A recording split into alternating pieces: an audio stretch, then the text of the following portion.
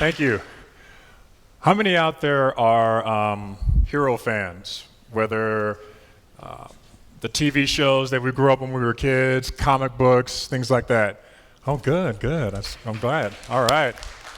You know, it's easy to be that now because it's all in our face. You know, we see all the Marvel, the DC, everything that's kind of coming out. But when I was a kid, that was really what kind of set the tone for me. You know, before there was athletics, you know, I grew up in an environment where school was first. I didn't hit athletics until I was older. I didn't play football until I was a sophomore in high school. So everything for me was about playing and about role playing and about, you know, acting out my favorite heroes. I remember being at home and watching one of my favorite shows and just getting all pent up and excited, and the show was going and the hero would win. You know, Spectre Man was going to beat the giant, you know, rubber Godzilla that was there, which you knew was incredibly fake, but it was so phenomenal because you know your guy was going to win. And when he would win, all of a sudden I would just burst out of the house and run as fast as I could. And we had this creek. I tried to jump across the creek, and I'd get faster and faster. I was like, I got to get faster. I got to get faster like my heroes, get stronger like my heroes. So as a kid, that's really what I was all about, is really trying to get better and trying to get faster and all that. I had no idea where that was going to end up leading me. It was very funny. But then as I started to kind of read the stories and understand a little bit more about them and understand a little bit more about myself, I started seeing, you know, these heroes that I love so much are a lot like us. They're real normal. They have the same issues and the same concerns and the same problems as everybody else. They go through the same trials. Oh yeah, they get great superpowers. They can fly and be invulnerable. Those two would actually be real bad. That'd be pretty cool to be able to fly and be invulnerable. Then there's the ones that had no powers. It was all their minds and fighting, like the Batmans of the world. All of them had their issues, and all of them had great core values which they would never, ever break out of. Whatever that caused them, whatever situation, whatever trial they had to overcome, it was because of their beliefs and their values.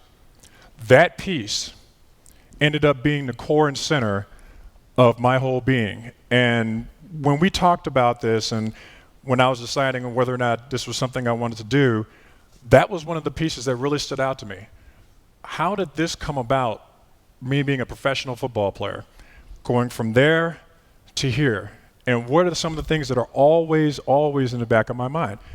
And it's the hero trials. It's those things that, what would my favorite hero have done, that it became so ingrained in me, it was like second nature when I needed to stand up. In high school, you know, when I started off as a kid, I was the skinny kid with glasses. I was the kid everybody laughed at and said, oh, there's no way you're going to play. I used to say, I'm going to go to college. I'm going to play in the NCAA. You're too skinny. There's no way you're going to be able to make it. You're not strong enough. That fueled me. It fueled me because I saw so many different examples of my heroes making it through that trial, being able to do that, but also being able to stand up for what's right. And that's probably one of the hardest things in the world. It's easy to see it on TV, it's easy to see it on videos, easy to read about it, but when you start looking in detail, find out what it's like to really stand up for what's right, to stand up for those who can't stand up for themselves, to make that really a core part of your being, that's what all those stories are all about. Underneath all the bam and the smash and the boom are all those stories. They had to take that step to take a stand. That's one of the hardest things. When I was in high school, I got asked to be a bodyguard. How many of you remember that movie, The Bodyguard? Remember that? That was right around that time of high school. That was the craziest thing. One of my friends, I outgrew everybody. Of course, I did go from that kid with the glasses and the little skinny kid with the big fro. Don't laugh. I liked it then. It was cool. But then all of a sudden I grew, and I was the tall, skinny kid with a fro, which was also cool. But a lot of my other friends and everything, they all stayed the same. Then you hit high school, and you know how it is. The bullying starts, and all of a sudden I wasn't the one getting picked on. I'd leveled up. My play was a little different than others, but I never forgot. And one of my friends asked me to be his bodyguard because he was getting bullied. Didn't even think about it. And I always ask myself, why? Why didn't that even occur to me that that might be something that might be dangerous for me? I am only one person, by the way.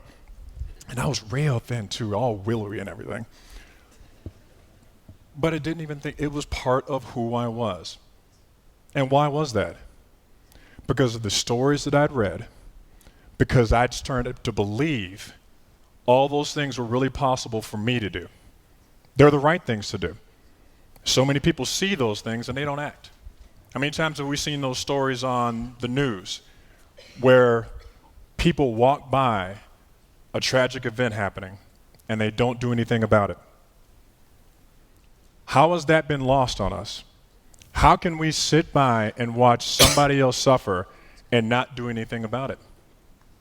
These stories, these heroes, if you take them to heart and you make them part of your core being, it snaps inside of you. It makes it easy. It makes it second nature.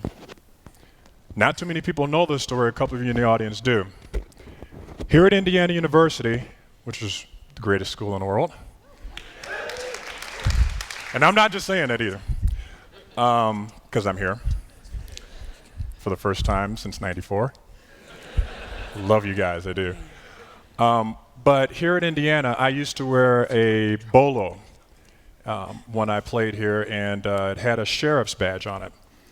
And everyone always asked the question, why are you wearing that?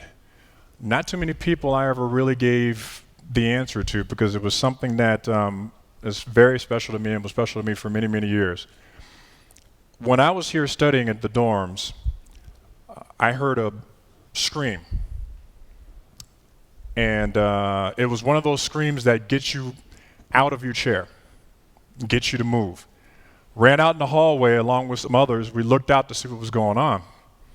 Scream was coming from a room. It was a female scream. She was being assaulted in her room down the hall. I ran full speed, not even thinking again about it.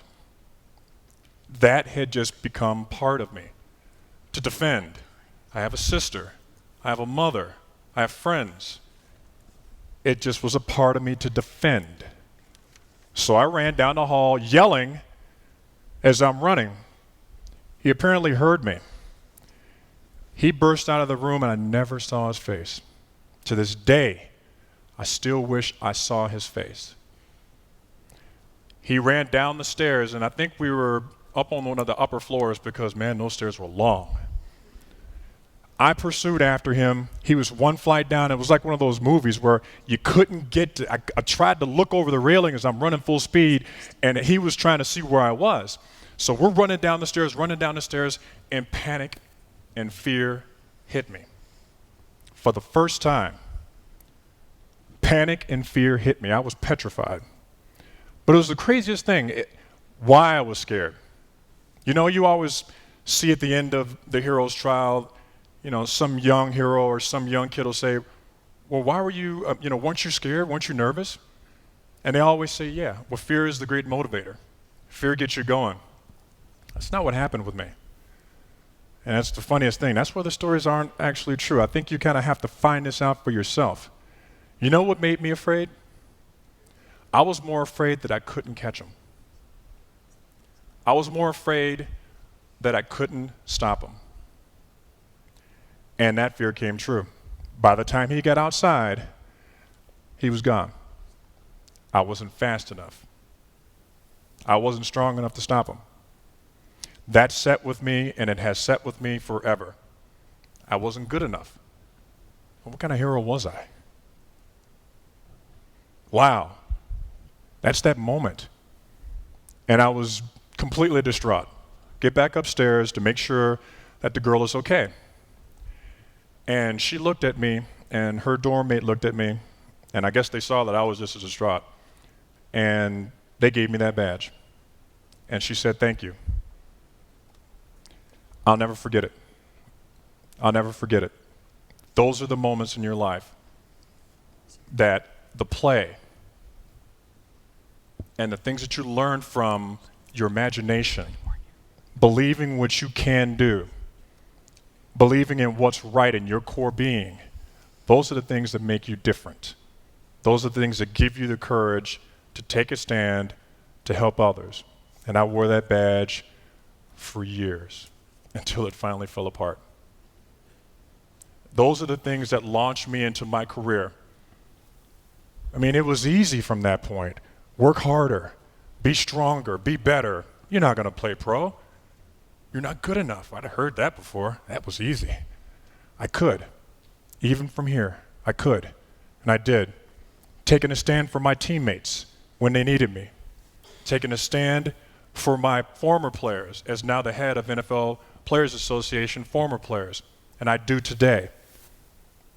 I'm a defender, just like my heroes. And I always will be. And now, right now, I've got 2 little girls sitting at home watching me live. And they know, they watch the stories with Daddy. They are the new generation of hero worshipers for the right reasons, because Daddy tells them. Do you see that? Do you see what's right? Defend those who can't be defended. Believe in yourself and believe that you can help others and get stronger and better every day. That's what we do. My father named me Nolan. My grandfather named me Nolan. I'm the 3rd one in my generation. If you guys know, it's an Irish name. It means champion. It also means honor. How funny is that, right? It means honor.